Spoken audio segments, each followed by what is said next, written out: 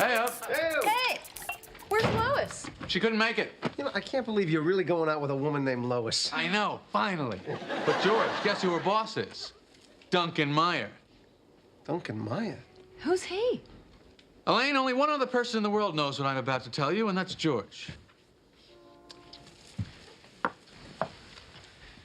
When we were in the 9th grade, they had us all line up at one end of the schoolyard for this big race to see who was going to represent the school in this track meet. Mm-hmm.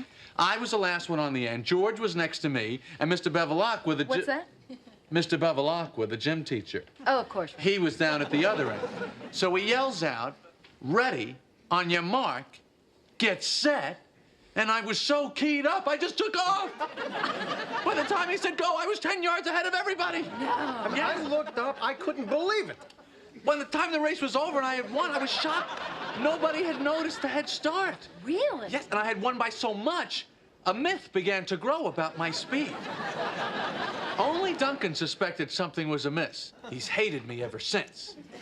And now he's back. Well, what happened when you raced him again? I never did. In 4 years of high school, I would never race anyone again. Not even to the end of the block or to catch a bus. And so the legend grew. Everyone wanted me to race. They begged me. The track coach called my parents, pleading, telling them that it was a sin for me to waste my God-given talent. But I answered him in the same way I answered everyone. I choose not to run. So now Duncan is back.